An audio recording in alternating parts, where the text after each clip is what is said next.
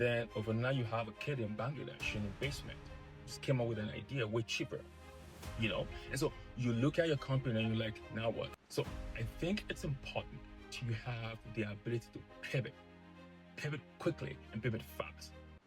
So I was filling out an application for competition, and one of the questions was, as a founder, talk about yourself. And as founders, well, for me particularly, I will speak for myself. We tend to talk about what we've done, what we've built. And yeah, big whoop. People want to know who you are. And while it is almost impossible to capture the essence and the whole story of who a founder is, it becomes imperative to actually take a step back and speak about, just in a little way, who we are as founders. So here we go. Let's see how well I'll do. My name is Sean Oler, spelled S-E-U-N. The different pronunciations to it, but I chose to go with Sean. So there you have it. I have a background in chemistry. I've been in health coaching for about 13 years, going on 14 years now. Prior to that, I was in finance and also in fashion. I do believe that a founder should have multiple skill sets and find ways to plug it into what they do. But let's get right to it. So as a kid, growing up as a teenager, I remember having like drawing paper under my bed. And for my North American friends, a drawing paper is a paper that's rectangular in shape where you draw on it. There's no grid, just plain paper. And I would have that just in case I wake up in the middle of the night or wake up early in the morning to jot down my ideas, my inventions, and all that fun stuff. And I realized that over the years, that became something that I had, but I never knew as a child. I was also the kid that's been around the house, just fixing things, putting screwdrivers to things, breaking some in the process, but you get the idea.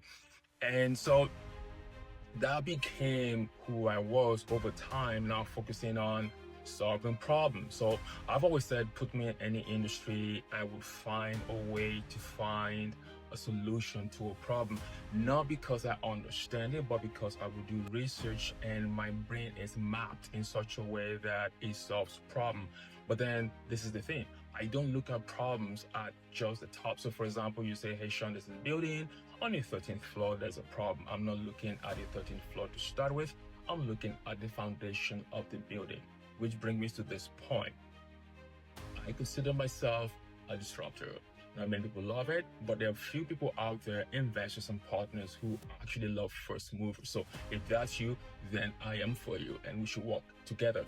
But the real story here is I love, not because I choose to find things to disrupt, I just have an affinity, the need to solve a problem, and in solving that problem, is actually disrupting the issue itself or an industry or the particular situation. This is why I'm a very, very, very firm advocate of the story of Netflix and Blockbuster, just because of how disruptive it was to the system. So number one, a disruptor in solving problems.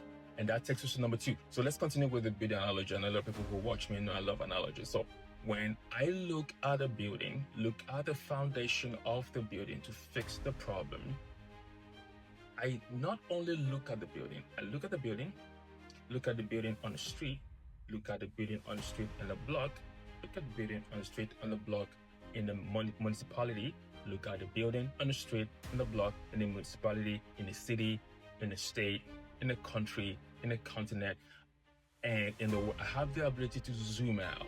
And in putting it in a technical term, I consider myself a systems architect and builder. So if you look at my product, it's always about first mover, so disruptive, and then building a system around it. And that's how I think. So you got those two things. But more importantly, and I think this is very essential now for this day and age, especially because of the AI age and because we're in the fourth industrial revolution, I have the ability to pivot quickly. And so those two things, solving problem, being a disruptor, and also being a systems architect and builder, puts me in a position to be able to pivot. Sometimes within seconds, sometimes within minutes. I actually currently have a product on my company, and initially I was going to use a particular product as a commercial anchor, but I'm looking at the way things are shifting now, and I'm going to switch to the other one. So I think founders should. This is my prediction that companies and founders that have the ability to pivot quickly will survive. Think about it. Like you have a product and you have a company and you're like, oh, we invented this, we have this product. And then overnight you have a kid in Bangladesh in a basement. Just came up with an idea way cheaper, you know? And so you look at your company and you're like, now what? So I think it's important to have the ability to pivot quickly and pivot fast. Companies that can do this, founders that can do this will survive this, I call it the chaos era, which is beautiful because in chaos, you find answers, you find solutions to problems. But there you have it. So number one, a problem solver in a disruptive manner. Number two, a systems architect and builder.